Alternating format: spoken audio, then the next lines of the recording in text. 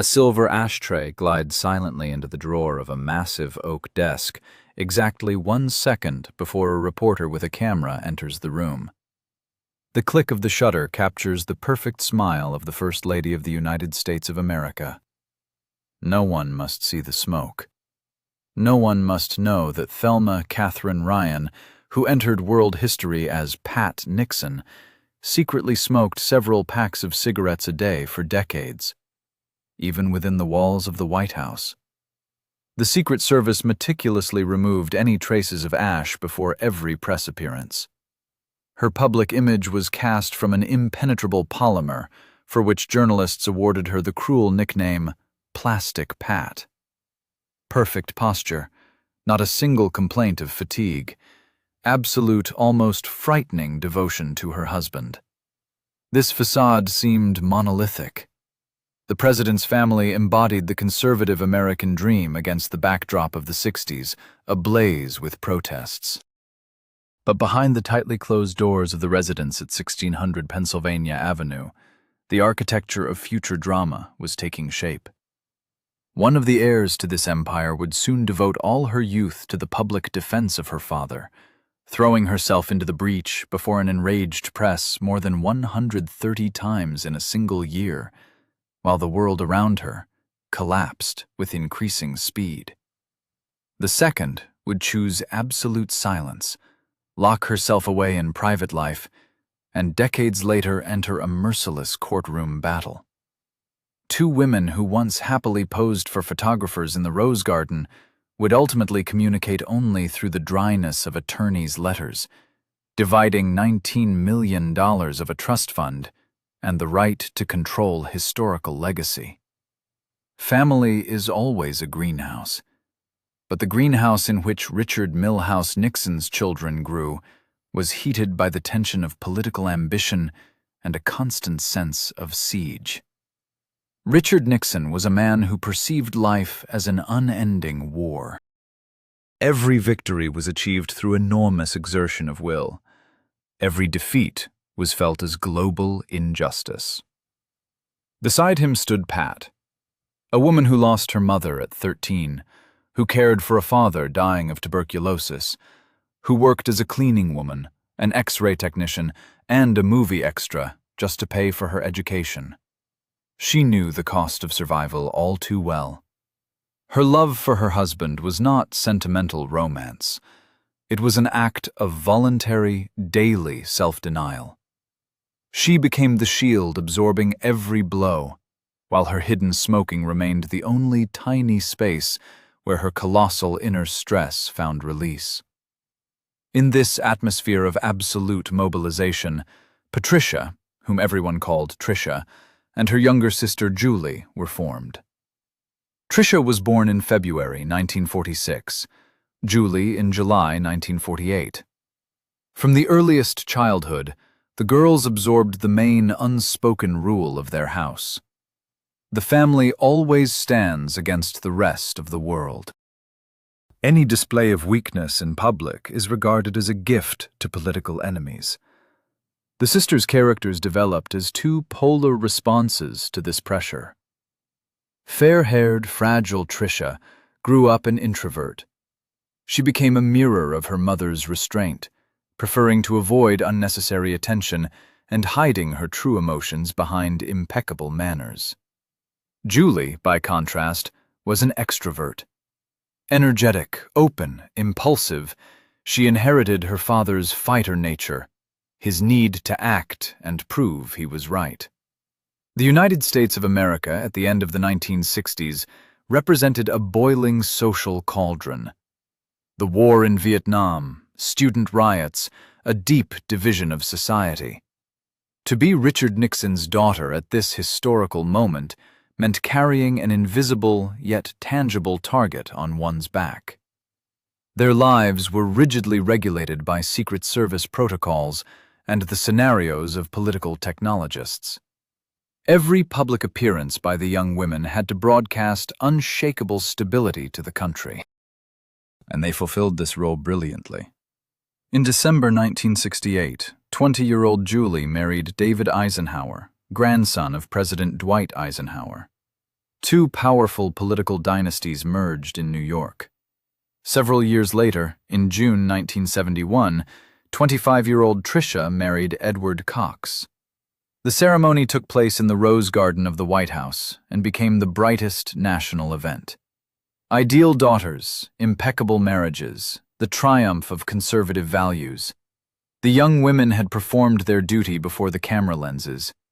It seemed they could now calmly dissolve into the comfortable normality of adult life, leaving political storms to their parents. But the mechanism of catastrophe had already begun its inexorable countdown. The real test of their psyche, their loyalty, and their sisterly bond was only approaching. The name of that test was Watergate. The air in the corridors of the residence on Pennsylvania Avenue in the spring of 1973 had become unbearably dense, almost tangible from the tension diffused through it.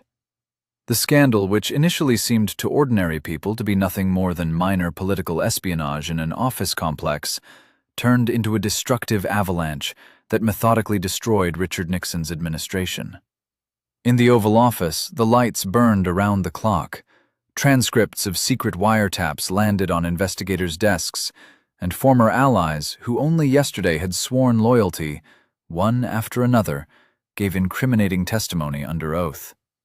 At this moment of total collapse of political, legal, and human ties, the president's family found itself in an absolute, ringing vacuum. The greenhouse in which the daughters had grown turned into a besieged fortress, tightly surrounded by reporters. And it was in this unprecedented siege that the true, deep nature of each sister revealed itself, mercilessly dividing their life strategies. Julie Nixon Eisenhower, who at that moment was barely 25 years old, made a decision that forever determined her fate. Having every right to hide behind the influential dynasty of her husband, she chose the exact opposite path. The young woman stepped straight into the center of the media hurricane, becoming a voluntary lightning rod for all the hatred that had accumulated in the country. From May 1973 to August 1974, she conducted an incredible 138 public appearances across the entire territory of the United States of America. These were not safe protocol tea parties or charity dinners among a loyal audience. These were full-scale press conferences, aggressive television broadcasts, and meetings with openly hostile student audiences. She stood before dense rows of microphones, defending her father with fury and unwavering conviction that even the most irreconcilable critics of the White House could not help but respect. Every answer was a desperate attempt to humanize the figure of the nation's leader, to show him not as the cold architect of a criminal conspiracy, but as a weary man devoted to his country who had become the victim of unprecedented political persecution. Julie took upon herself the colossal workload that, under normal conditions, an entire army of professional crisis managers and attorneys should have performed. Her loyalty bordered on physical self-destruction. Enduring multi-hour flights, endless time zone changes, and a continuous stream of humiliating information, she exhausted her own inner resources, turning her youth into fuel for saving her father's legacy. In her actions, there was no blind political calculation. It was the instinct of a loving child rushing into a burning building. She sincerely refused to believe in her father's guilt until the very end, until the dry legal facts forced even the most loyal allies to lower their eyes. Against the backdrop of this deafening, desperate crusade by her younger sister, the behavior of the elder, Tricia Cox, created a frightening contrast. 27 years old, a recent lavish wedding, the flawless image of an ideal American princess, all of it dissolved into a deaf, impenetrable silence. Tricia chose the strategy of absolute isolation. She minimized all contact with the press, practically disappeared entirely from the public television field, and focused exclusively on preserving her own marriage. The public and aggressive journalists often interpreted this detachment as icy arrogance or silent betrayal of the family. But in reality, it was the only available defense mechanism for a deep introvert. For Tricia, publicity had always been a heavy, exhausting duty. When the familiar world began to collapse with a deafening roar, her psyche simply shut out external stimuli.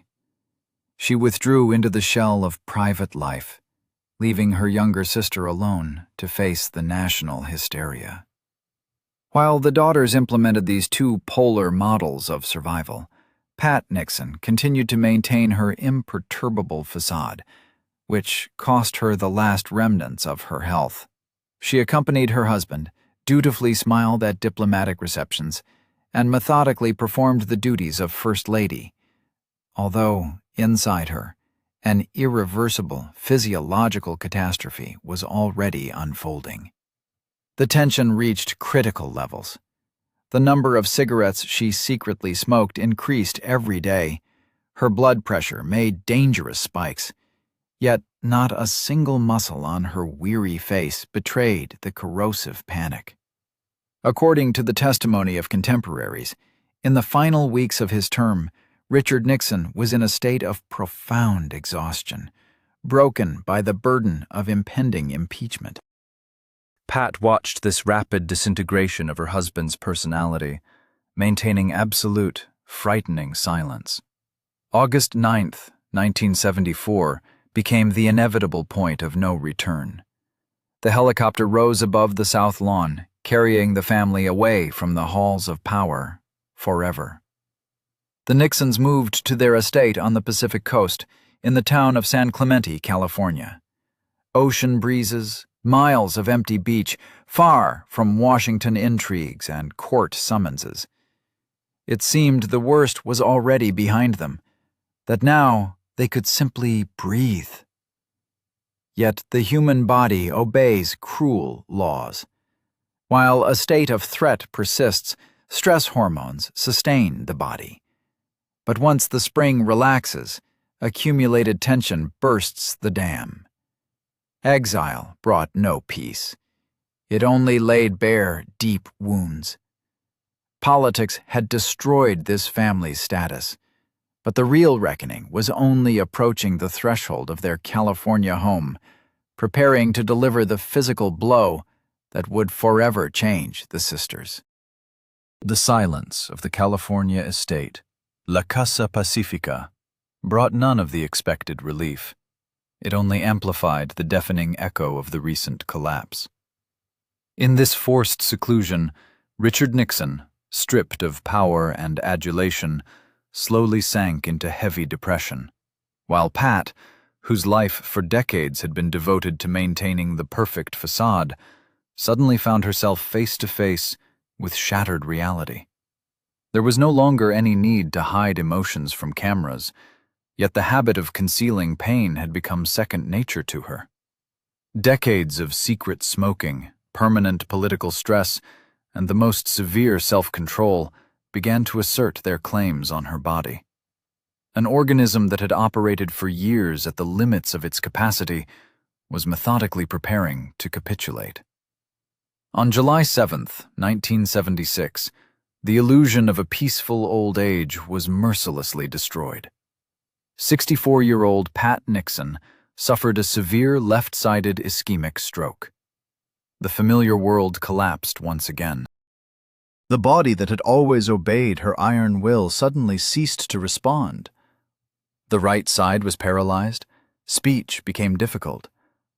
Richard Nixon, watching his wife suffering, publicly blamed the authors of the recently published book, The Final Days, which described the final stage of Watergate in the most unflattering details. He claimed that the stress of reading this devastating material had triggered the stroke. Yet the medical reality was far more prosaic and cruel. The illness was a direct consequence of the lifestyle the First Lady had led for many years, methodically destroying her blood vessels with nicotine and unexpressed emotions. The book may have been an emotional trigger, but the foundation for the stroke had been laid over decades in the secret ashtrays of the White House. Her mother's illness became a new trial for the daughters.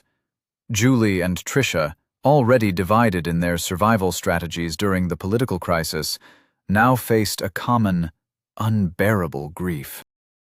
But even this shared pain could not smooth the growing estrangement. Each experienced the tragedy in her own way, sinking deeper into her respective roles. Julie, whose energy demanded an outlet, found solace in active measures. She helped her father write his memoirs, worked with the archives, and began work on her own book, a large-scale biographical study of her mother that was meant to serve as a monument to her silent heroism.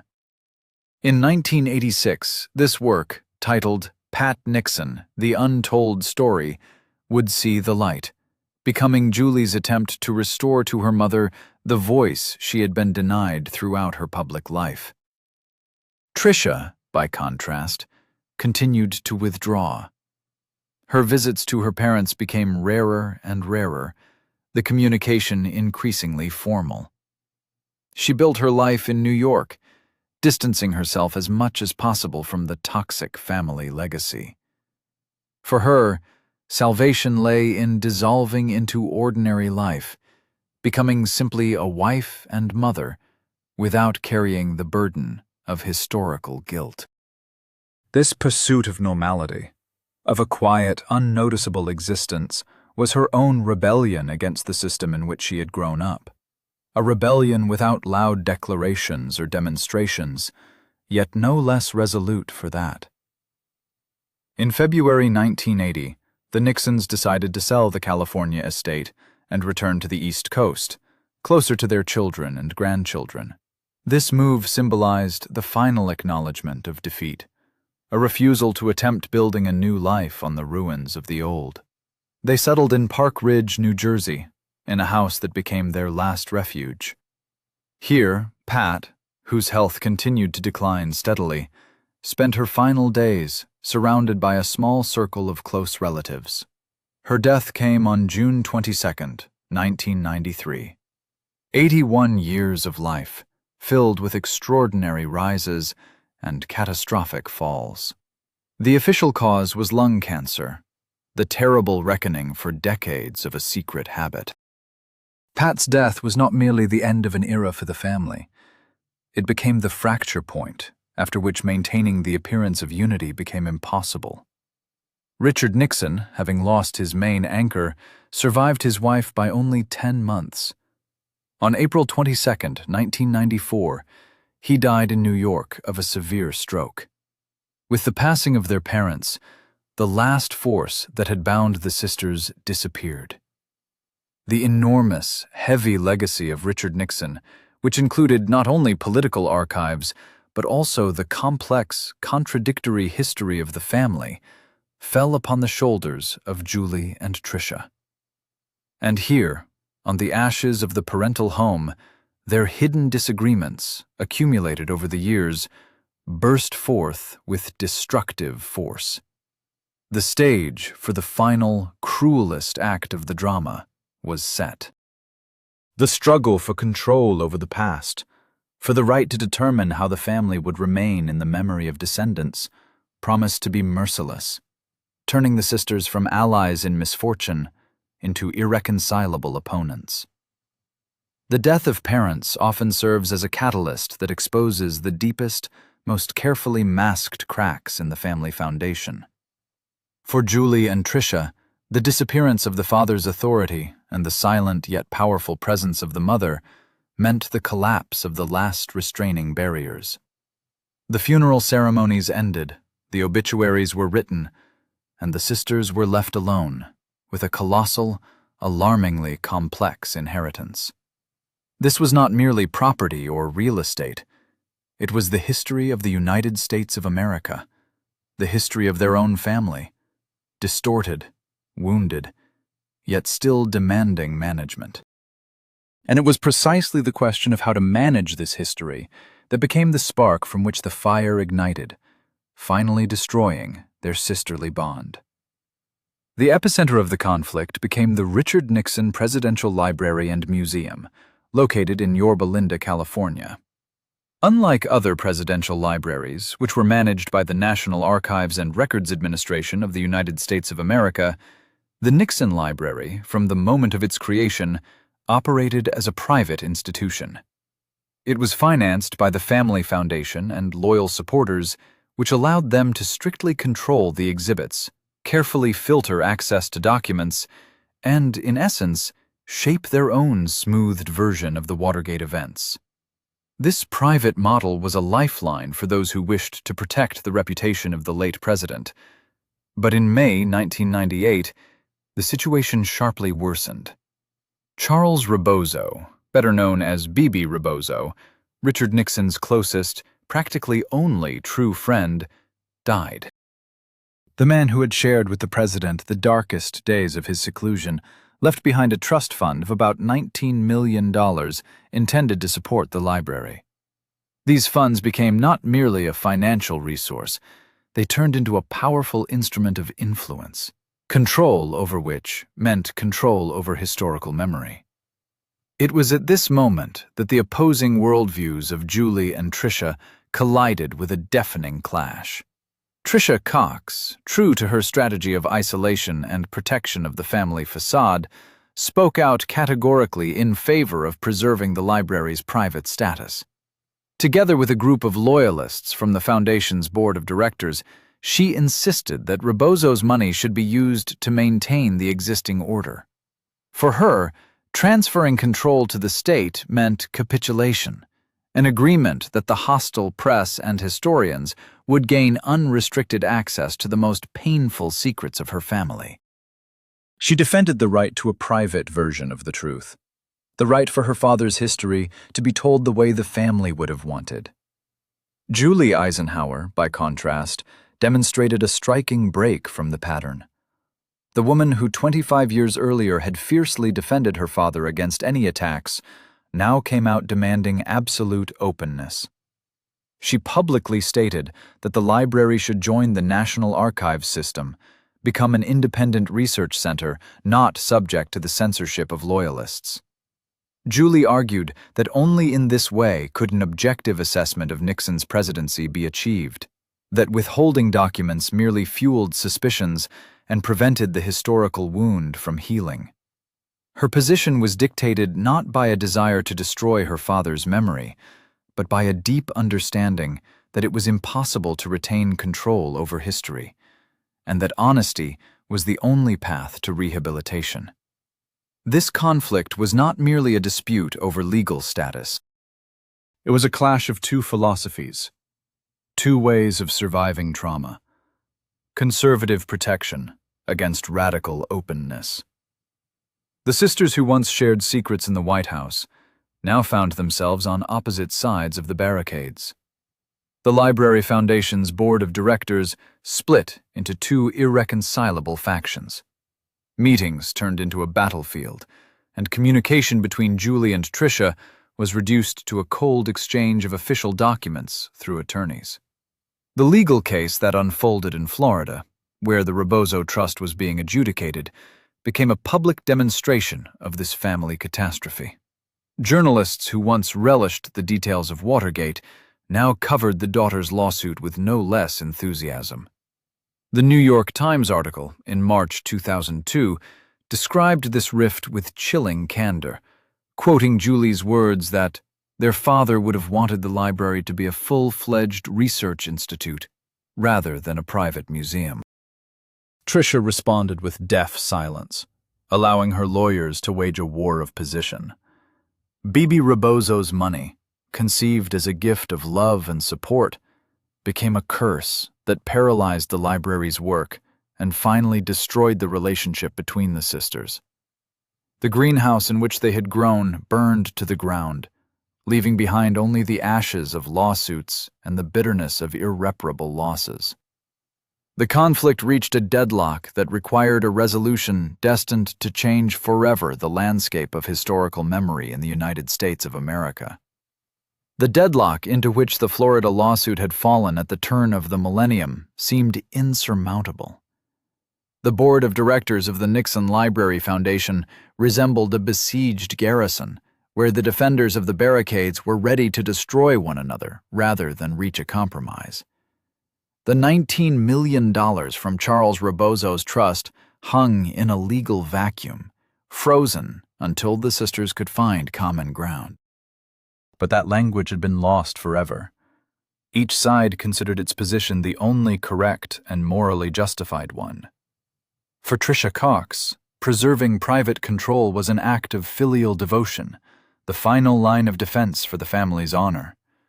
For Julie Eisenhower, transferring the archives to the state was an act of the highest historical justice, an attempt to free her father's legacy from the suffocating embrace of his own loyalists. The years passed, turning the conflict into a prolonged, exhausting trench war. The peak of the confrontation came between 2001 and 2002. The sisters' age was inexorably approaching the 60-year mark. The women whose youth had unfolded under the lenses of television cameras now spent their maturity on endless consultations with lawyers and the reading of dry court rulings. This battle for the past was stealing their present. Yet the pressure of time and the growing discontent of the historical community, denied access to the most important documents of the era, began to bear fruit. The concept proposed by Julie gradually gained weight not only in academic circles, but also among some of the more pragmatic members of the Foundation's board. It became clear that a private museum, financed by a shrinking group of aging supporters, had no future. Without integration into the state system of the National Archives, the library was doomed to marginalization and slow extinction. The transition process proved agonizing and took several years. It was a complex legal and political choreography that required concessions, guarantees, and countless approvals. From 2004 to 2007, meticulous work was carried out on transferring the materials. Every box of documents, every tape of Oval Office wiretap recordings became the subject of careful inventory. And then, on July 11, 2007, the National Archives and Records Administration of the United States of America officially assumed full control of the Richard Nixon Library. It was a victory for Julie's concept. The private status was eliminated. The doors of the archives opened to independent researchers, and the exhibit devoted to Watergate was radically reworked. The new exhibition, created without the participation of the family or loyalists, presented a rigorous, fact-based account of the scandal, stripped of attempts at justification or softening of sharp edges. It was a moment of truth, bitter but necessary catharsis. By transferring her father's history into the hands of impartial archivists, Julie seemed to remove the heavy cross she had carried ever since she first stood before reporters in May 1973. She allowed history to become simply history, complex, contradictory, and free from family censorship. For Tricia, this ending confirmed her worst fears: the final collapse of the illusion that the past could be controlled. Her strategy of isolation had failed to protect the legacy. It had only postponed the inevitable.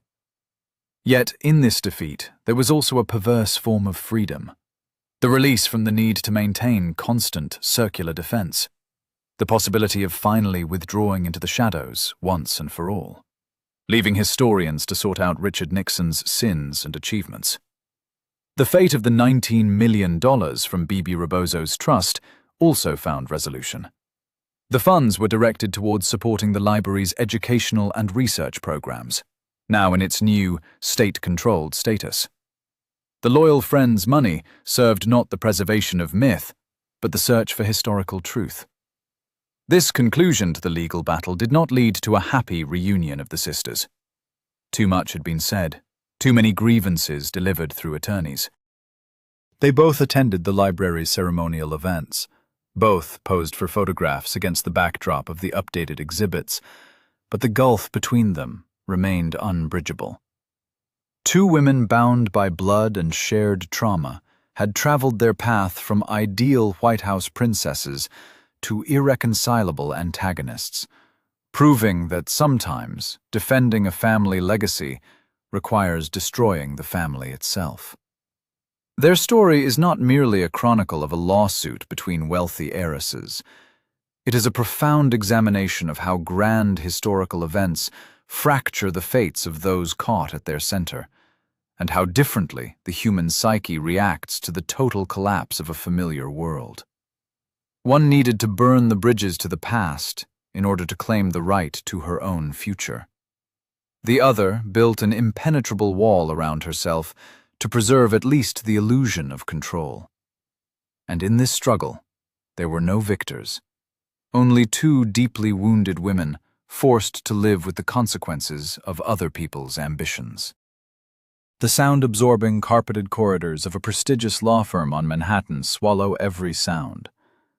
In spacious offices overlooking Central Park, it is not customary to raise one's voice, and the heaviest crises are resolved in the dry language of contracts and non-disclosure agreements. It was in precisely these surroundings, far from political rostrums and television spotlights, that the quietest, and at the same time the most striking act of resistance in this family's history unfolded. When a historical hurricane rages around, mercilessly breaking the destinies of presidents and sending powerful cabinet members to prison, the conscious choice in favor of desperate, predictable normality becomes a genuine manifestation of heroism. To survive in the Nixon dynasty meant refusing greatness at the right moment. On June 12, 1971, the young lawyer Edward Cox stood before the altar in the Rose Garden of the White House, waiting for his bride. Tricia Nixon walked toward him under the lenses of hundreds of cameras, in the guise of an ideal American princess. At the time, it seemed this marriage would be merely another element in the president's political strategy. But reality turned out to be entirely different. Edward did not become part of the Washington machine. When Richard Nixon's empire collapsed with a deafening crash in August 1974, it was Edward who took Tricia to New York, giving her what she needed most, a deaf, impenetrable wall separating her from public outrage. For Tricia, this union became a lifeboat. For Tricia, this union became a lifeboat. While her father sank deeper into California exile, and her mother slowly faded from the consequences of strokes and long-standing habits, the president's elder daughter began to construct a life in which absolute routine was the highest value. She became the wife of a successful corporate attorney, the mother of a son, Christopher, and a member of the boards of trustees of medical research centers. No scandalous memoirs, no attempts to justify the actions of the administration, no emotional interviews. The public often interpreted this silence as a sign of coldness or arrogance. But in the context of the family history, this silence was the greatest victory. Tricia deliberately broke the vicious cycle of public consumption that had destroyed Pat Nixon's physical and mental health. She refused to be a plastic figure on someone else's chessboard, choosing instead the life of an ordinary person from the upper society of the East Coast. A similar path to salvation, though through entirely different mechanisms, was chosen by the husband of the younger sister, David Eisenhower. The man whose wedding to Julie in December 1968 had united two colossal political dynasties carried on his shoulders the unbearable weight of others' expectations.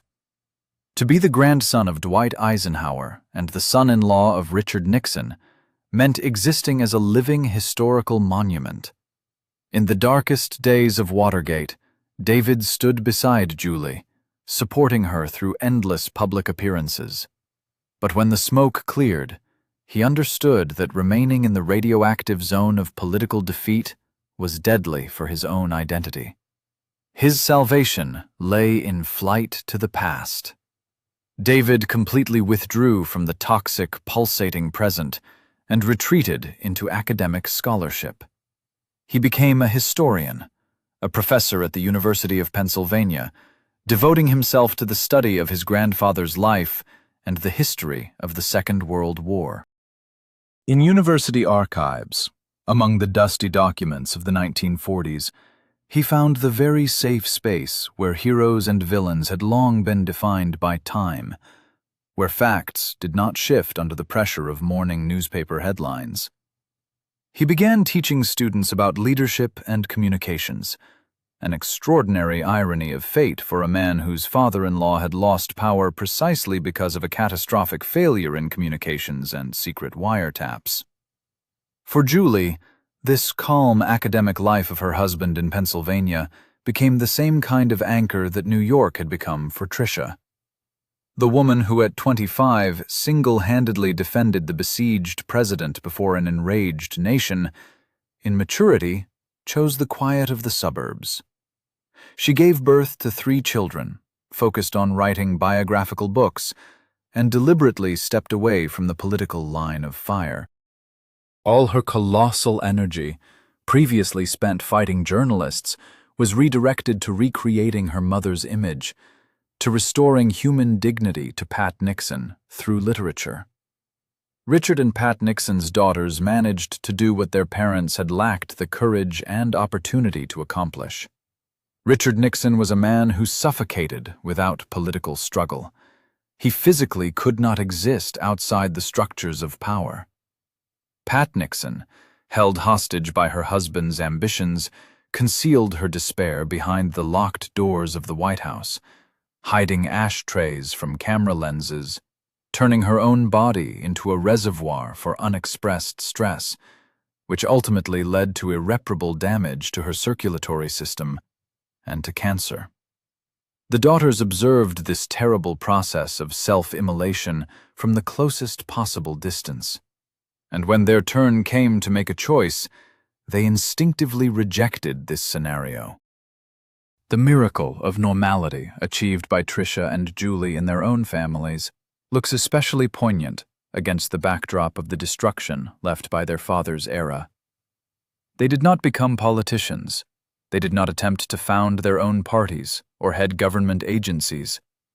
They dissolved among millions of Americans, concealing the famous maiden name behind the respectable surnames of their husbands. This was not cowardice. It was hard, daily work constructing a healthy reality on the ruins of a global catastrophe. Every parent-teacher meeting at school, every charity dinner, every academic article written became tiny steps away from the madness of the Oval Office. They proved that sometimes the bravest act for the child of a great man is simply to become nobody to history, in order finally to become someone to their own children. And although their sisterly bond ultimately did not withstand the test of lawsuits over the archival legacy, their personal survival strategies turned out surprisingly similar. Both found their way out of the suffocating greenhouse, forever closing the door behind them. The smoke that the First Lady so carefully hid from camera lenses has long since dissipated, leaving behind only cold ash on the pages of declassified documents in the archives of Yorba Linda. It took several decades to understand. Behind the artificial facade of Plastic Pat, there was no soulless mannequin, but a woman who chose absolute silence as the only way to preserve human dignity amid the total collapse of her world. Her life was not a triumph. It was a tragedy of loyalty. Loyalty to a husband who waged his endless war against the entire universe, and loyalty to the daughters she desperately tried to shield from the radioactive fallout of that war. Tricia and Julie became the heirs to this monumental family catastrophe. Their years-long legal conflict over the $19 million from Bibi Rebozo's trust fund and control of the library was not a vulgar dispute over wealth or influence. It was a profound existential argument about how to love one's parents after their death. Must love be blind and defend the facade to the very end, concealing every dark stain, as Tricia believed? Or does true love require the courage to acknowledge the truth, open the archives, and allow the public to see one's parents as they truly were, vulnerable, fallible human beings, as Julie chose to do? In this war, the sisters unconsciously reproduced their father's inner conflict, his perpetual attempt to control history by withholding documents, and the inevitability of its exposure before eternity. Julie prevailed in this legal battle on July 11, 2007, when the National Archives and Records Administration of the United States of America took the library under its full control. She freed her father's history from family censorship. But this victory left deep scars on the body of the family itself. Today, with both sisters well into their 70s, they live at opposite ends of the East Coast of the United States of America. They do not communicate. They are separated not merely by geographic distance, but by a deep gulf of unspoken grievances, once formalized in dry legal language in a Florida court. Their silence is no longer governed by Secret Service protocols or the cunning plans of Washington political technologists. It is now their own conscious choice. Two elderly women who carry within them the same genetic code, the same childhood memories of the Rose Garden, and the heavy throb of helicopter blades on August 9, 1974, have never managed to find their way back to each other. They divided their father's historical legacy, but they could not share his sins and his pain. Their fate demonstrates the limits of human possibility in the face of a merciless state machine. Richard Nixon's attempt to build an eternal political dynasty ended with his own children becoming strangers to one another. Political greatness proved bankrupt when it came down to simple human relationships. And in this lies the main lesson of their history. When today's visitor enters the Richard Nixon Presidential Library in California, he sees official documents, photographs of state receptions, and the famous Oval Office audio recordings. But the most important exhibits of this museum are not displayed in cases for public viewing. They are hidden in the deaf silence of Tricia Cox, in the secluded academic life of Julie Eisenhower, in the unvoiced apologies, and in that very invisible silver ashtray into which Pat Nixon once secretly flicked the ash of her unfulfilled hopes for a simple, quiet life far from big politics.